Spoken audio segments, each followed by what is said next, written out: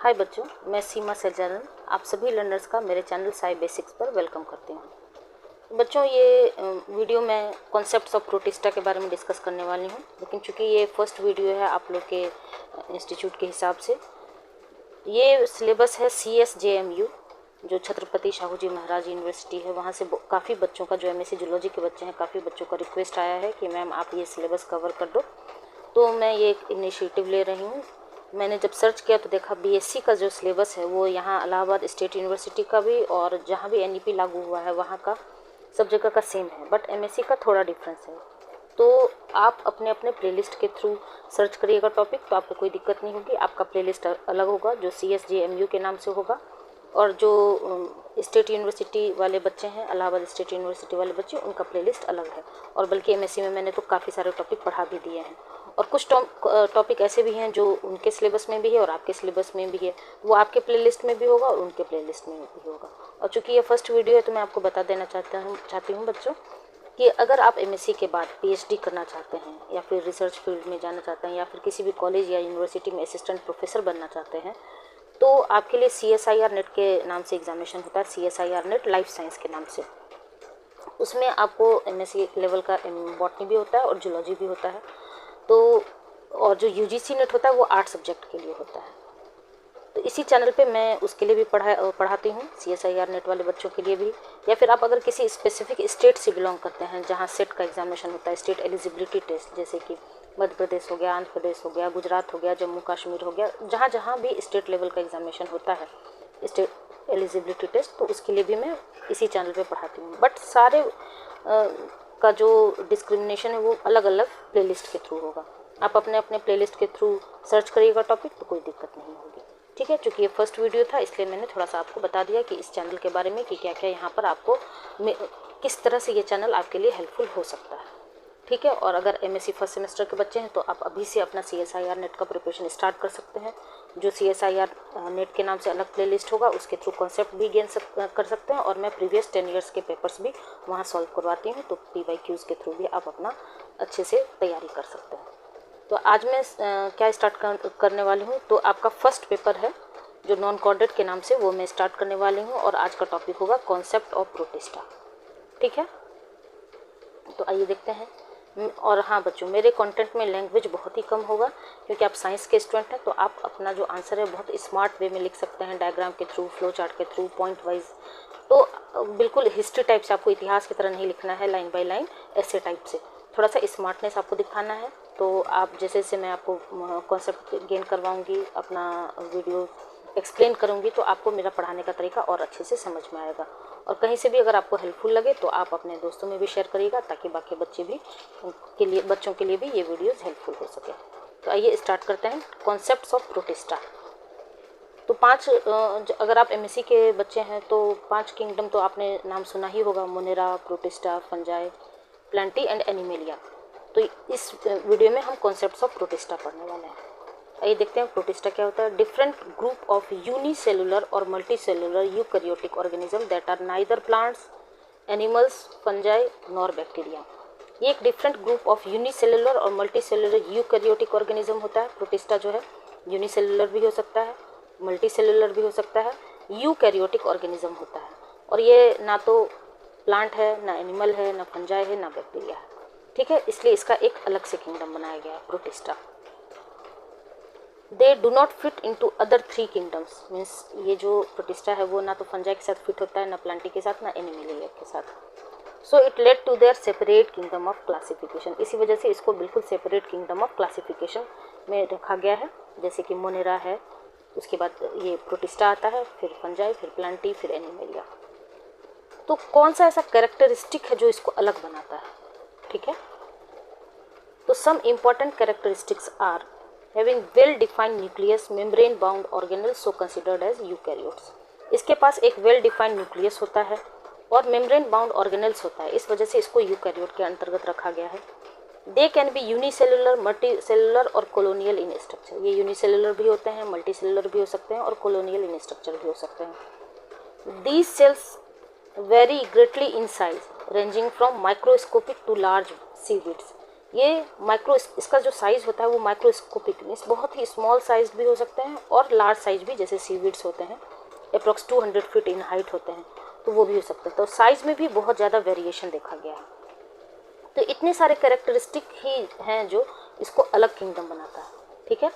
तो ये यूनिसेलुलर भी हो सकते हैं, मल्टी सेलुलर भी हो सकते हैं। ये ना तो प्लांट के एग्जैक्ट प्लांट ही हो सकता है, ना तो एग्जैक्ट एनिमेलिया हो सकता है, ना तो एग्जैक्ट फंजाई, ना बैक्टीरिया हो सकता है। इस वजह से इसको एक अलग किंगडम दिया गया है प्रोटिस्टा के नाम से। और वो कौन से ऐसे कैरेक्टरिस्टिक है जो इनको अलग बनाता है, तो इसके पास वेल डिफाइंड न्यूक्लियस होता है और मेम्ब्रेन बाउंड ऑर्गेनेल्स होता है, ताकि ये यूकैरियोटिक के अंतर्गत रखा जा सके। ये यूनिसेलुलर भी हो सकते हैं, मल्टी सेलुलर भी हो सकता है और कॉलोनियल इन स्ट्रक्चर भी हो सकते हैं। और साइज़ में ये वेरी करते हैं, बहुत छोटे से छोटे माइक्रोस्कोपिक भी हो सकते हैं और लार्ज साइज भी हो सकते हैं, जिसे हम नेकेड आई से देख सकते हैं, ठीक है। ये छोटा सा इंट्रोडक्शन हो गया किसके बारे में, कॉन्सेप्ट्स ऑफ प्रोटिस्टा के बारे में। अब आइए क्लासिफिकेशन ऑफ प्रोटिस्टा। तो classified into 3 main groups based on their mode of nutrition and other characteristic. इसके मोड ऑफ न्यूट्रिशन के अकॉर्डिंग इसको 3 कैटेगरी में रखा गया है। सबसे पहला एनिमल लाइक प्रोटिस्टा, दूसरा plant like protist and fungus like protist. तो एनिमल लाइक जो प्रोटिस्ट होते हैं वो उसको प्रोटोजोआ कंसिडर करते हैं, प्लांट लाइक जो होते हैं उसमें एल्गी आ जाते हैं, और जो फंगस लाइक होता है उसमें स्लाइम मोल्ड्स और वाटर मोल्ड्स आते हैं, ठीक है। तो एनिमल लाइक में क्या होता है, आपको पता है एनिमल हेट्रोट्रॉफिक ऑर्गेनिज्म होते हैं। तो हेट्रोट्रॉफिक जो प्रोटिस्ट होते हैं जो कंज्यूम करते हैं अपने फूड को अदर ऑर्गेनिज्म से, उसमें कौन कौन से आ जाते हैं, जैसे कि अमीबा हो गया, पैरामीशियम हो गया, ठीक है। उसके बाद दूसरा कैटेगरी क्या हो गया आपका, प्लांट लाइक प्रोटिस्टा। आपको पता है प्लांट ऑटोट्रॉफिक होते हैं। तो autotrophic protist that perform photosynthesis and can make their food itself, अपने आप से अपना खाना बना सकते हैं क्योंकि वो फोटोसिंथेसिस परफॉर्म करते हैं। इसका एग्जांपल क्या हो गया आपको, डाईएटम्स एंड डाइनोफ्लैजिलेट्स, ठीक है। इसके बाद तीसरा हो गया आपका तीसरा कैटेगराइजेशन फंगस लाइक प्रोटिस्ट। तो फंगस लाइक में क्या आता है, slime moulds and water moulds आते हैं। ये भी हेट्रोट्रॉफिक प्रोटिस्ट की तरह ही काम करते हैं, but they break down dead and decaying matter. ये ब्रेक डाउन कर सकते हैं डेड और डिकेइंग मैटर को, तो फंगस लाइक प्रोटिस्ट। ये 3 कैटेगराइजेशन हो गया किसका, classification of protista. Animal like जिसमें प्रोटोजोआ आते हैं, plant like algae, and fungus like में slime moulds and water moulds. Example की बात करें तो एनिमल लाइक में अमीबा, पैरामीशियम हो गया, प्लांट लाइक में डायटम्स, डाइनोफ्लैजिलेट्स हो गए, फंगस लाइक में प्रोटिस्ट जो slime moulds and water moulds आ गए, ठीक है। उसके बाद आ जाइए some other characteristics of protista, और कुछ अलग दूसरे भी कैरेक्टरिस्टिक हैं, कौन कौन से, जैसे कि हैबिटेट हो गया, लोकोमोशन हो गया एंड रिप्रोडक्शन हो गया। बच्चों देख रहे हैं मैंने बहुत ही कम लैंग्वेज का यूज़ किया है, ताकि जो हिंदी मीडियम वाले स्टूडेंट हैं उनको भी याद करने में ज़्यादा दिक्कत ना हो, और जो इंग्लिश मीडियम वाले हैं उनको भी समझने में दिक्कत ना हो। तो आइए कुछ अदर कैरेक्टरिस्टिक क्या क्या हो सकते हैं। सबसे पहला हैबिटेट। तो हैबिटेट कैसा हो सकता है, तो mainly inhabit aquatic environment. Mainly ये एक्वेटिक इन्वायरमेंट को इनहेबिट करते हैं, both marine and fresh water. Some protist can also be found in moist terrestrial environment, but कुछ प्रोटिस्ट ऐसे होते हैं जो मॉइस्ट, जहाँ नमी होती है, टेरेस्ट्रियल इन्वायरमेंट में भी रह सकते हैं, और वो सिम्बायोट्स की तरह भी बिहेव कर सकते हैं, और वो पैरासाइट्स की तरह भी, जो कि अदर ऑर्गेनिज्म में मतलब होस्ट के अंदर सर्वाइव करते हैं। तो इनका हैबिटेट कैसा हो गया, मेनली तो एक्वेटिक होते हैं, फ्रेश वाटर भी हो सकता है, मेराइन भी हो सकता है, बट कुछ मॉइस्ट टेरेस्ट्रियल इन्वायरमेंट में भी रह सकते हैं, act as a symbiotes and parasites within other organism. ये हो गया इनका हैबिटेट। दूसरा ये लोकोमोशन। इनका लोकोमोशन कैसा हो सकता है, तो many protist are motile using structure like cilia, flagella, pseudopodia for movements. ज़्यादातर प्रोटिस्ट जो होते हैं वो मोटाइल होते हैं, और वो मूव करने के लिए किस स्ट्रक्चर का यूज़ करते हैं, तो cilia, flagella, pseudopodia for movements. But some protist are sessile also. कुछ प्रोटिस्ट ऐसे होते हैं जो मूव नहीं कर सकते और इमोबाइल होते हैं, सेसाइल होते हैं, इमोबाइल होते हैं, ठीक है। तीसरा कैरेक्टरिस्टिक देखिए रिप्रोडक्शन। तो protist can reproduce both sexually and asexually, but asexual reproduction is more common, include binary fission, budding, sporogenesis. वैसे तो सेक्सुअल और एसेक्सुअल रिप्रोडक्शन दोनों देखा गया है, बट मेनली एसेक्सुअली रिप्रोड्यूस करते हैं, किसके through, binary fission, budding and sporogenesis के थ्रू, ठीक है। ये कुछ अदर कैरेक्टरिस्टिक हो गए। अब इनका कुछ इकोनॉमिक इम्पोर्टेंस भी होता होगा, ऑब्वियस है, इतना इम्पोर्टेंट किंगडम हम पढ़ रहे हैं। तो protist play a significant role in various ecosystems and have many economic importance. देखिए बच्चों इस तरह से कैटेगराइजेशन करके आप पढ़िएगा तो आपको याद करने में भी अच्छा होगा। और बहुत से मैक्सिमम बच्चे जो स्टेट यूनिवर्सिटी के बच्चे हैं या फिर जो NEP सिलेबस फॉलो कर रहे हैं वो इजी नोट्स पढ़ के अपना अपना एग्ज़ाम दे देते हैं, लेकिन जब आप अपना आंसर एक्सप्लेन करिएगा तो जब एग्जामिनर आपका कॉपी चेक करेगा तो आपका आंसर बिल्कुल डिफरेंट होगा। तो आप भी कोशिश करिएगा बिल्कुल इस तरह से लिखने का जैसे मैंने कैटेगराइजेशन किया है। तो सबसे पहला इकोनॉमिक इंपॉर्टेंस क्या है? Form a base of aquatic food chain. जो एक्वेटिक फूड चेन होता है उसका ये बेस प्रोवाइड करता है। Are a vital food source of many organism, और उस इन्वायरमेंट में एक्वेटिक इकोसिस्टम में जितने ऑर्गेनिज्म होते हैं उनके लिए फूड सोर्स की तरह काम करते हैं। Some protist such as seaweeds are used as a food source by human के द्वारा भी सीवीड्स को खाया जा सकता है। Many protist are used in the production of various pharmaceutical and vitamins and cosmetics. बहुत सारे प्रोटिस्ट को फार्मास्यूटिकल कंपनीज यूज़ करते हैं मेडिसिन बनाने के लिए, कॉस्मेटिक में यूज़ किया जाता है, एज अ विटामिन सोर्स के लिए भी यूज़ किया जा सकता है। Red algae are a source of algin, a preservative used in various food products. और जो रेड एल्गी होता है वो सबसे अच्छा सोर्स होता है किसका? एल्जीन का, जो कि एक प्रिजर्वेटिव की तरह यूज़ होता है बहुत सारे फूड प्रोडक्ट्स में।